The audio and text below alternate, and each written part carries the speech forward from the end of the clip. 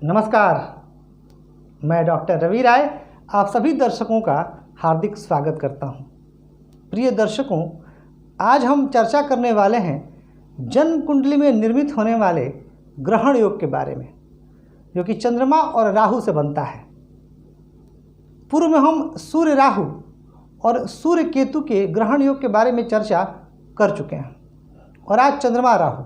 अब आपके मन में एक सवाल उत्पन्न हो रहा होगा कि मैं सूर्य राहु, सूर्य केतु, चंद्रमा राहु केतु इनको अलग अलग क्यों बता रहा हूँ। तो इसका जो उत्तर है, यह बात मैंने सूर्य राहु के वीडियो में डिस्कस की थी, यहाँ भी आपको बता देता हूँ कि दोनों की जो प्रकृति है राहु और केतु की, उसमें थोड़ा अंतर है। और यह क्यों है, इसके लिए हमें थोड़ा सा जाना पड़ेगा विष्णु पुराण के प्रथम अंश के 9वें अध्याय में, जहाँ वर्णन है कि एक बार देवताओं और दानवों के बीच युद्ध बहुत लंबा चल रहा था। तब भगवान श्री हरि विष्णु ने दोनों पक्षों से कहा कि आप युद्ध को विराम दीजिए, हम अमृत प्राप्ति के लिए समुद्र मंथन करेंगे। और दोनों पक्ष इस बात पर राजी हो गए। देवताओं की ओर से नेतृत्व किया देवराज इंद्र ने, तो वहीं दानवों की ओर से नेतृत्व किया बलि ने। समुद्र मंथन के पश्चात अमृत का जो कलश है वह दानव लेकर के भागने लगे। तब भगवान श्री हरि विष्णु ने मोहिनी रूप धरा और वह कलश प्राप्त किया और वह देवताओं में अमृत वितरित करने लगे। इस स्थिति को राहु ने भांप लिया, क्योंकि राहु माया, अपनी माया के बल पर राहु ने इसे भांप लिया और वह वेश बदल करके जाके देवताओं के मध्य में बैठ गया। लेकिन उसे सूर्य और चंद्रमा दोनों ने पहचान लिया और उन्होंने श्री हरि विष्णु की तरफ इशारा किया, यह राहु है। तब तक राहु अमृत का पान कर चुका था, लेकिन उसके कंठ से नीचे नहीं गया था। भगवान श्री हरि विष्णु ने सुदर्शन चक्र से उसका सिर धड़ से अलग कर दिया। तो जो सिर वाला हिस्सा बना वह बना राहु और जो धड़ वाला हिस्सा बना वह बना केतु। अब राहु देख सकता है प्रत्यक्ष, इसलिए राहु माया है। केतु के पास धड़ है, आंखें नहीं है, वह देख नहीं सकता, वह मन की आंखों से देखता है। और जब हम मन की आंखों से देखते हैं तो यह किस बात का इशारा करता है? यह अध्यात्म का। जब अपने हम अंतरात्मा में झांकने का प्रयास करते हैं तो यह अध्यात्म की ओर इशारा करता है। इसलिए जब सूर्य केतु के साथ या राहु के साथ या चंद्रमा जब राहु या केतु के साथ स्थित होते हैं तो दोनों के फल में अंतर होता है। चंद्रमा और राहु की युति जहाँ व्यक्ति को सांसारिक चीज़ों के प्रति रुझान उत्पन्न करेगी, तो वहीं चंद्रमा और केतु की युति आध्यात्मिक चीज़ों की तरफ ले जाएगी।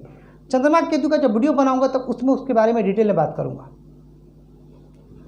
तो अब अगर जन्म कुंडली में चंद्रमा और राहु की युति हो जाए तो क्या परिणाम मिलेंगे?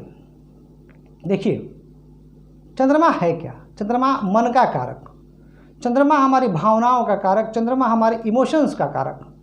तो ऐसे चंद्रमा पर जब राहु का प्रभाव होगा तब व्यक्ति की भावनाएं कुंठित होंगी, वह शंकालु प्रवृत्ति का होगा, वह शक्की होगा, सब किसी को संशय की निगाह से देखेगा, उसका मन बहुत भटकेगा, वह इस संसार में प्रेम ढूंढने की कोशिश करेगा और धोखा खाएगा। प्रेम की तलाश में रहेगा लेकिन व्यक्ति को पहचान नहीं पाएगा, क्योंकि मन पर राहु का एक आवरण, राहु का एक भ्रम।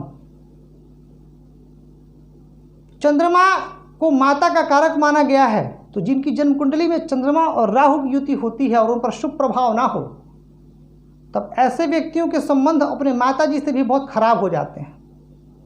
बात बात पर बहस करना, बात बात पर आर्गुमेंट करना, ये आदत लग जाती है। ये भी चंद्रमा और राहु की युति में होता है।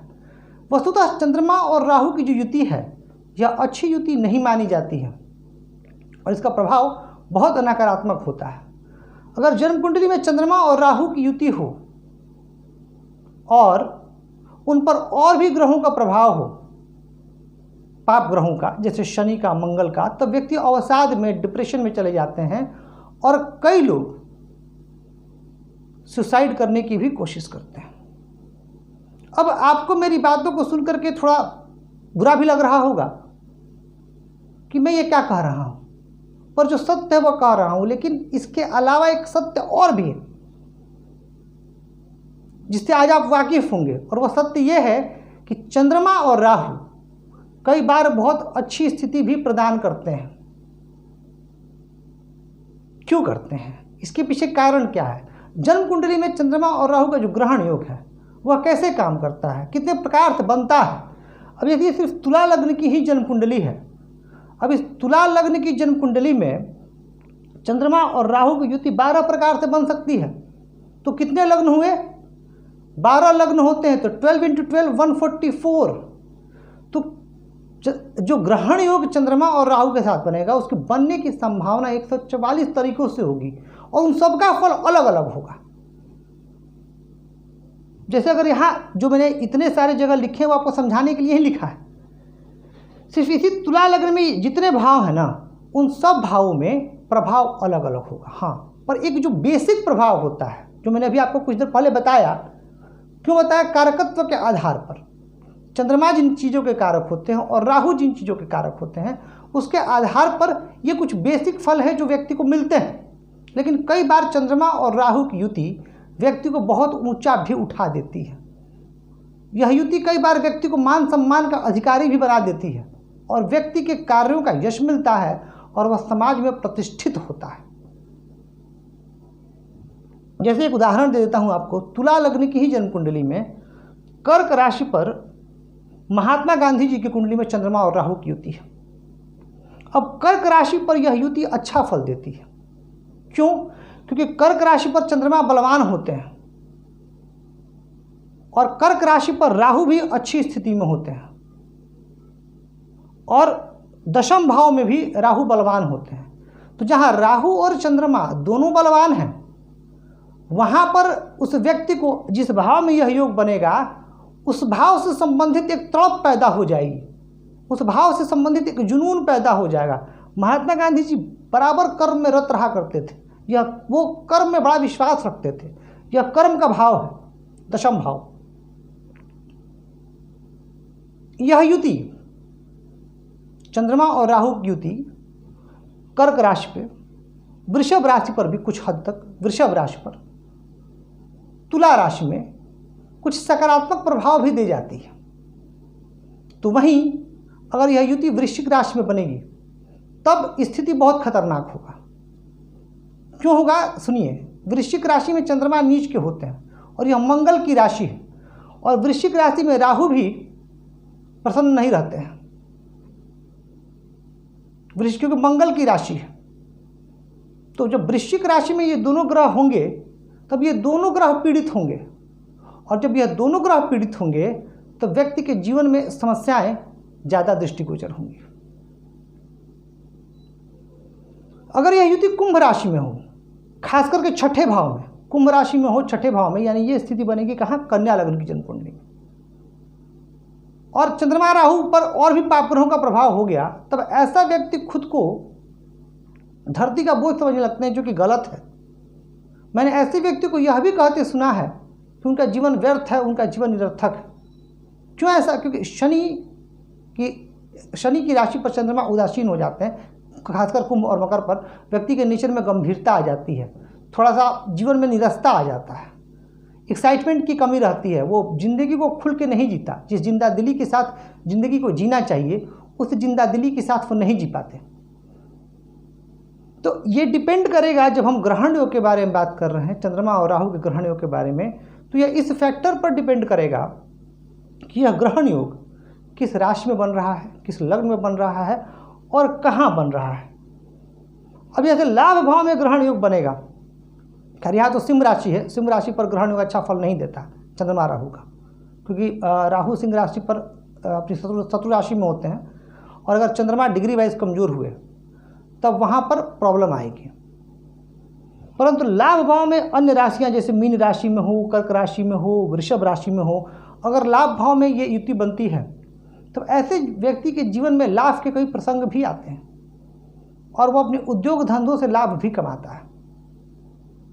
तो ग्रहण योग का जो मूल प्रभाव है वह थोड़ा सा व्यक्ति के अंदर शक, चिड़चिड़ापन, फिकल माइंडेड बना देगा।